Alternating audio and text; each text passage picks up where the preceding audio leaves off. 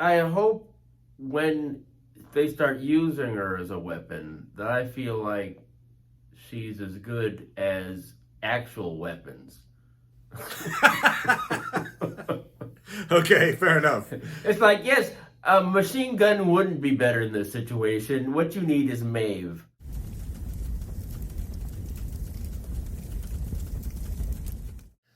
Hey, Internet! It's Paul, it's Matt, the Dork Lords. We're here talking about Westworld, Season 4, Episode 4, Generation Loss. We open, interestingly enough, without a cold open. Straight to the titles. We then see Caleb thinking back to the lighthouse mission that has been alluded to a few times. He and Maeve assault the lighthouse to take out the last backup of Rehoboam. They're successful. Rehoboam is now completely destroyed, but Caleb is shot in the process. As he's bleeding out, Maeve hacks into his limbic regulators to give him peace.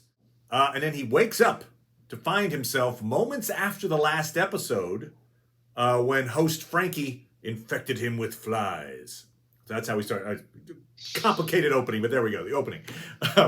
We end with the realization that Caleb is not, in fact, in that time frame or even alive. He's a host version of himself being tested for fidelity by Charloris. He runs out into a future version of New York, much like the end of Captain America First Avenger. Like, I'm a man out of time. All the people in the city stop moving. The whole city is completely under Charloris' control. The hosts have won. And we pan out to reveal the giant control tower is taking the place of the Statue of Liberty. Also, the building he runs out of is Olympiad, is the company. That's the same place that Christina works. So, Paul, what did you think of episode 4? Well, I liked it better, and it's funny actually.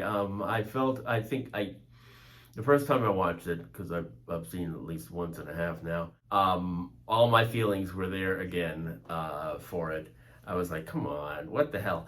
But watching it again, it's like, okay, maybe I can start to become interested in what they're proposing and this new world that they're making here.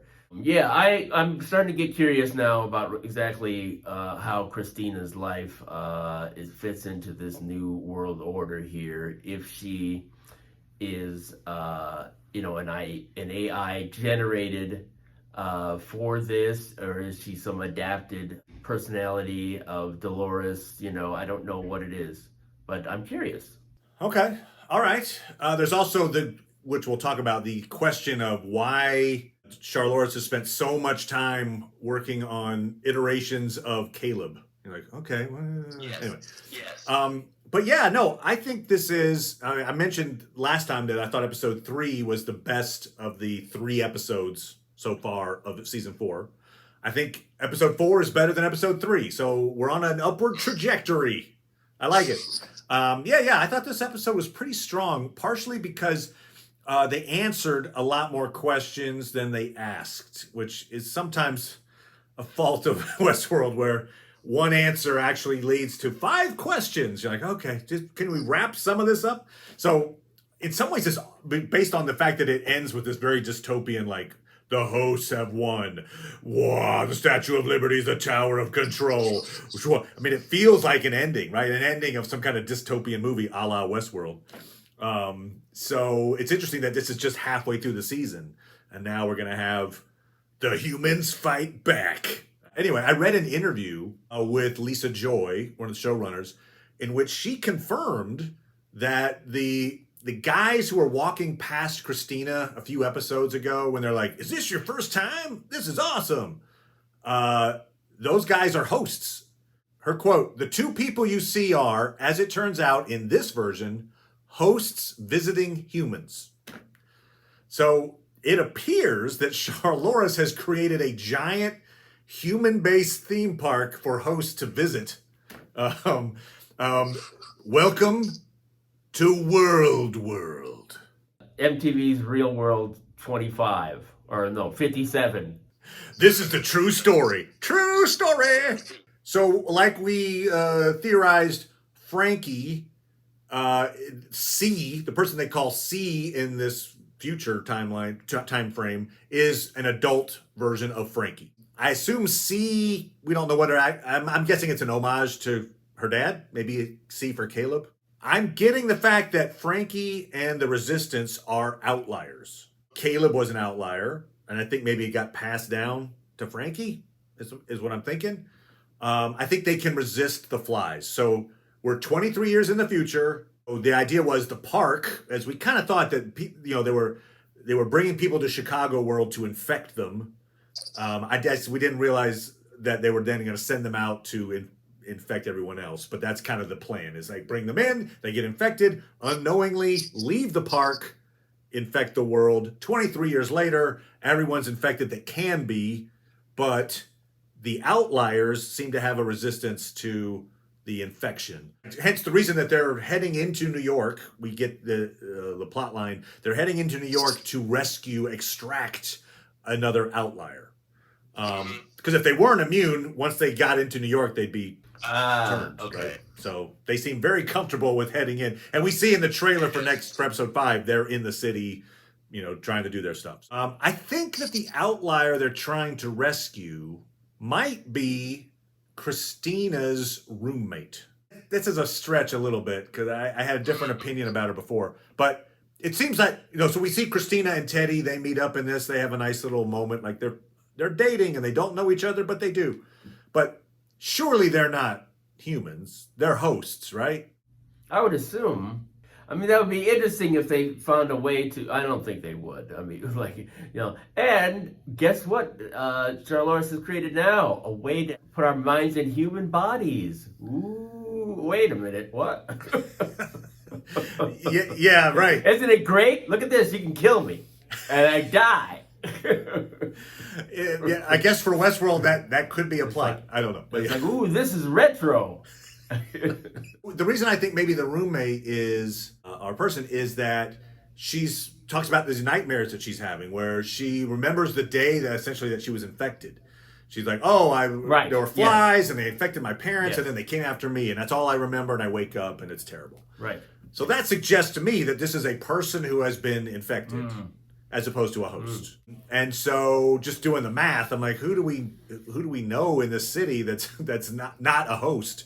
It seems like because I guess one of the things that we know about Caleb is that part of his awakening process is memories of the past, and and trying to say, okay, you're here, you're centered here, we're in this world here.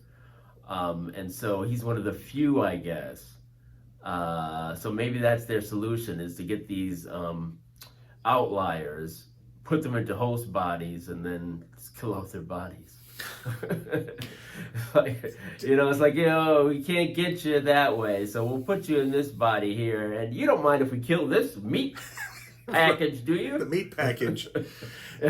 Yeah, it is interesting, the grand plan. I remember when Charloris was like taunting William, the actual William, who's like Vitruvian man William, when she was kind of saying we're not trying to kill all the humans. We're just trying to, I think she said, like, cut off your paws or something. The way she put it was like, we're just trying to control you so then we can all live together in this weird form of harmony. Where it seems like that's what she's done, is she's created a world where the humans basically, because they, with the infection, they have the little the tower sends out signals and she can pretty much control what they do. So I think in her version, she's just mind controlled a bunch of humans, and now they live in harmony with the robots, I guess. Is like, that's her grand design. The one thing that confuses me, only one thing confuses me about this show, Paul. You're lucky. I envy you. I'm so familiar with everything else. No, all right, one of the many things that confuses me is, assuming Christina's a host, which I'm assuming, why can't she see the tower? So there's the big control tower, and if you're a human infected with the goo, whatever, you can't see the tower. I mean, hosts can. In fact, we see Caleb notices the tower, and Charlotte says, like, you said, whatever, blah, blah, blah. Here's the future. So why can't Christina see the tower? Any thoughts on that? Because she doesn't. She I paints don't it. know. I wonder if it's just like, Bernard's like, I don't see anything there. I don't know if it's how he was in that first thing. It's like, you can't see the things that, could potentially let you keep you overthrow us. You can't. They actually had a callback to that scene in this episode when the roommate, is looking at the painting that Christina has done of the tower. Like, she does a thing where it's like there's and she says, like, I forgot how it's the phrase from the season 1, like, can you see this? And you were almost expecting the line of, like that doesn't look like much to me, or whatever. Right. Yeah, exactly. I think Charloris is still locked out of the Sublime. I think that's where Christina fits into this. I think I mentioned this a little bit last week, but I think that's still true. So seems like she's won, right, in this future, but there's still something. The plot has to go for another 4 episodes, so obviously she hasn't won. And I think maybe that's why she's screwing with this copy of Dolores that she's put out as Christina, is that she's trying to find a way to get info about the key to the Sublime. One of the nice things about this episode is it seems like everybody is now in the same time frame, right? So Caleb is up in this future time frame, and that building is the Olympiad, which associates that with Christina, and the outlier, the Resistance is going to get an outlier from the town, and we see in the trailer for the next episode that they are in fact in that town in New York, whatever you call it. And that means Bernard is in that time frame. Stubbs has gone with this resistance group to invade New York to get this out. So everybody is there, and I think we're all in the same time at this point. Now it's Westworld, so maybe not, but seemingly we are. The big weapon that they were trying to rescue or find, that Bernard was like, I got the weapon for you. It's Maeve. Maeve had sacrificed herself. I hope when they start using her as a weapon, that I feel like she's as good as actual weapons. Okay, fair enough. It's like, yes, a machine gun wouldn't be better in this situation. What you need is Maeve. Because now, unfortunately, one of those things where, you had in this episode and last episode where it's like, I've had upgrades. Yes, right. So it's her like, powers are being nerfed. Yeah. They need to give her Maeve some more upgrades, so she and then it's just a matter of, wait, let me get my update. Yeah, right. Can her upgrades match their upgrades? Right, yeah. But yes, I assume that Maeve's going to be. They're going to bring her online. She's going to aid the resistance in some way. Look, interestingly, Frankie, the reason she was invested in finding Maeve or finding the weapon was she was hoping that she was going to find her dad's body as well. Yeah. Because she obviously has known, she found out somehow, or she's known that that's where her dad died. Right. And Bernard knows that too. Of course, he knows everything. He's like the all-knowing at this point. Yes. But he knows the story about Caleb, because he's like, oh, you were expecting to find your father, but he's not here. That's basically. But so he's aware of what Frankie wants. He's aware of where Caleb is. I gotta think at some point, probably in the finale, Bernard will reach the end of his "I know everything." Right? It's almost like Kang in the Loki series, where he's like, "Oh yeah," where it's like, past this point, I don't know. Who knows what you're gonna because do? Otherwise, it's like he just knows everything, so he's like, "Oh, that's fine." But, yeah. One thing we know is the people who were alive and who now put into bodies. It's sort of like, I can't function. I'm gonna and made me wonder, like, okay, what have you finally fixed? And I wonder if one of the things they may have fixed is let's infect their brain to sort of get their brain ready beforehand, and then once we put them into the body, then it works. Okay. If the infection is also part of the solution to fidelity, in other words. Yeah. Okay. Well, I mean, obviously, she says they've tried 278 times. Yes, they did. They tried a lot. Yeah, that's a lot. And maybe that's what they were. Maybe that's why they're keeping William around, because it's like we keep trying to get you in that thing over there, but it doesn't work. So we keep him around, which is basically just me and him, because that's what that's one thing still that kills me, because what was it? William tells Maeve that they killed all of our friends, and so it's like, okay, right? Because is everybody now just a different version of Dolores? We all get along. Right. Great point. It is. It's like, wait, what? So they killed all the, I guess, resistance hosts except for Maeve, who then kind of died, but she doesn't die. No one dies on this show. Anyway. No. Actually, I'll throw this out as a possibility theory. I'm not totally convinced on this, but when she died embracing William. She basically took herself out to take out William as well.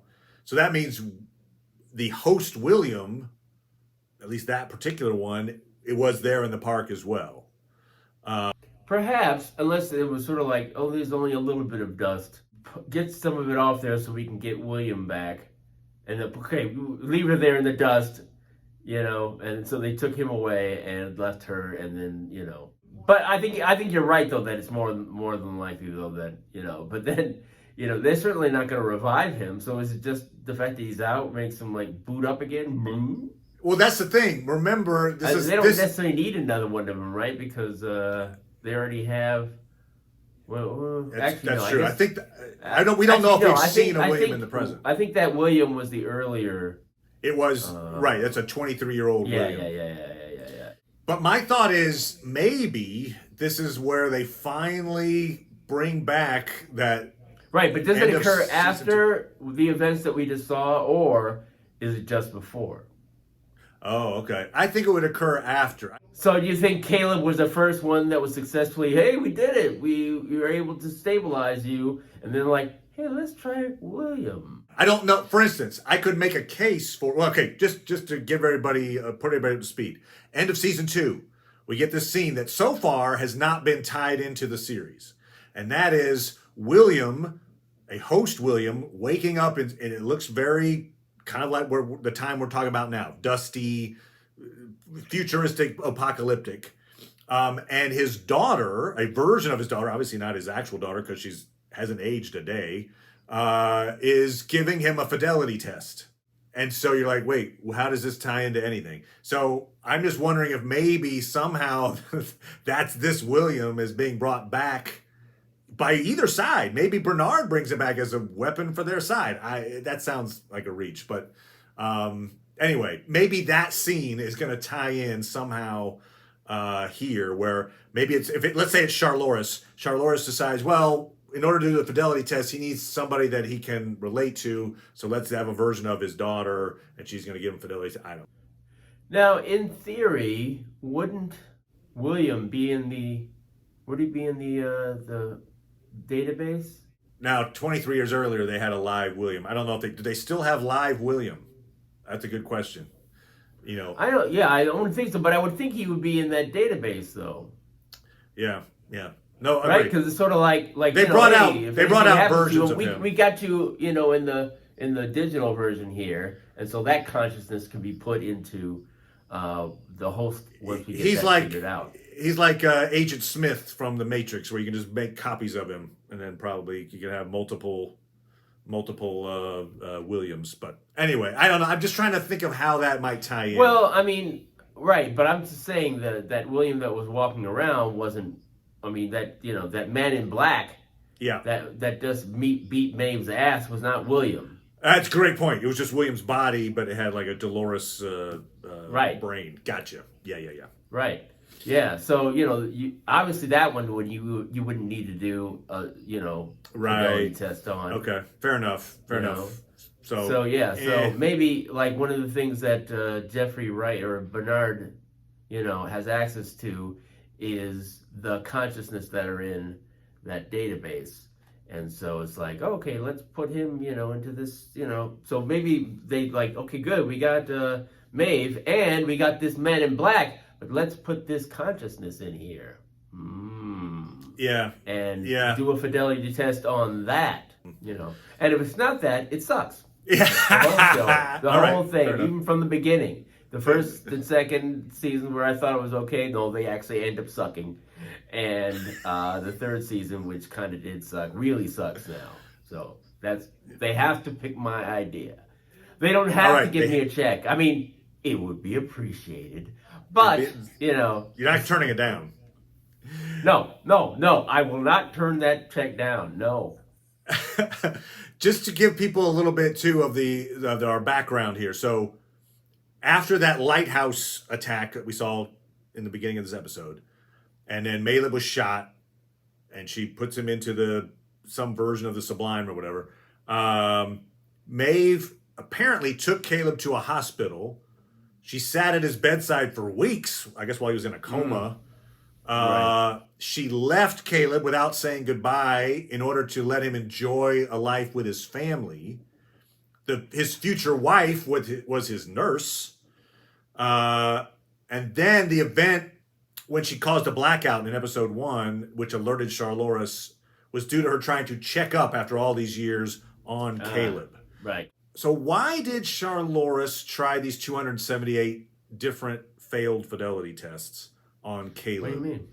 Oh, right, yes. So I feel like there's after, I don't know. I feel like there's two reasons that come to mind for me, possible ones. One, either she's trying to figure out how to control the other outliers, and maybe she's like, "Hey, I got That's what I was saying." Right, exactly. Or she's brought him back to kill his resistant movement daughter. That maybe it's like, "Hey, if I make a good enough copy, you can get into the resistance. She's going to accept you because you're her dad who hasn't aged in 23 years." And maybe somehow you could. I don't know. That the more I say it, the less convincing it sounds. but all right, so we're gonna go with the. Did all of you in the audience enjoy Matt? Falsifying his own supposition. Yeah. I just tanked myself. But I am gonna call it. I'm gonna Matt. I'm matting Caleb. He's already dead. There you go. Perfect. No. I'm matting host Caleb. I believe host Caleb is going to die to save his daughter. In some ways, I think that's like his cornerstone. He talks about everything that always comes back to his family. He's really important. And so I feel like our host Caleb is going to meet his end to save Frankie, who will survive the end of the season. Do you think C's mother is still alive? Yeah, that's a great question. What happened to I don't know. It feels like no, because otherwise I don't know. Or maybe she's been infected because she wasn't. Oh, it's successfully infected, and so she's probably running around like, oh, hopefully I can save my mom. Yeah, perfect. Yeah, maybe like she's as good as dead to me. No, anyway. Yeah. Maybe it's like I can still save my mom. And she treats it like she's in the Matrix, and you'd be like, no. Exactly. Why are you killing them? They have no choice. They got flies in their eyes. What are you talking about? You're terrible people. No, I'll ask this question though: Are we in for another twist reveal regarding Caleb? Obviously, we had this big twist. Oh, you're a host, which is a good twist. I like the twist actually here. But at the lighthouse, Caleb is clearly dying. And so as he's bleeding out, I wrote the quote down. So he says, "I guess I'll never know." He's dying, and then Maeve replies, "You have to be more specific." And then he answers, "Life after this, freedom." And that's when she taps into his limbics and then takes him into some form of the sublime, or whatever that is that she does. Right. It's interesting. I think I interpret that differently. I think I interpret that as some aspect. Though what you're saying has some. I assume that was some part of the fidelity test, but maybe you're right. Maybe it was when, she was inserting him into. Right. She was giving him some kind of freedom, sublime. Peace. Yeah. So putting him into sublime, and then they were able to get him out. So I guess my point is, what's the point of Maeve giving Caleb like this final peaceful exit if he did not die at that point? Narratively, it feels awkward, and I feel like that's useful. I mean, I feel like there's two things you could do there, and like two choices again. Either they're setting up for the finale when Caleb dies. As I've mad at him, he has to die now. The host Caleb dies, and then Maeve gives him the same gift, maybe. Or Caleb died there, and he's been playing out his own version of, like, in his head of I get to save my daughter from the machines. I don't know, that sounds too convoluted even for Westworld, so that's probably not it. Yeah. But I think there needs to be again. Ooh. But I think there needs to be a payoff for Maeve tapping into that limbic. I think that didn't feel like there was enough to it to, like, warrant the whole scene. Why did they show that scene and then he's like, no, and then I'm back and I'm alive, and we had other adventures together, and then I died later. Like, it feels weird. Am I wrong? It just feels awkward. No, that's one of the things though where I initially thought, God, this is crappy writing. And in the second viewing, you're like, oh, they're trying to tell us something different is happening here. Yeah, I think there's a payoff. I think there's a payoff coming for that. So my guess is he dies saving his daughter, or the host dies saving his daughter, and in those last moments, Maeve sends him to some version, this peaceful exit. That's kind of that's how I'm predicting episode 8 ends, Paul. Okay. There you go. Interesting. Right. So anyway, so that's that. We'll be back talking about episode 5 and probably some San Diego Comic-Con stuff for the Rings of Power. So come on back. We'll see everybody next time. Thank you as always, Paul. Appreciate it, good sir. Sure. No problem. And bye, everybody.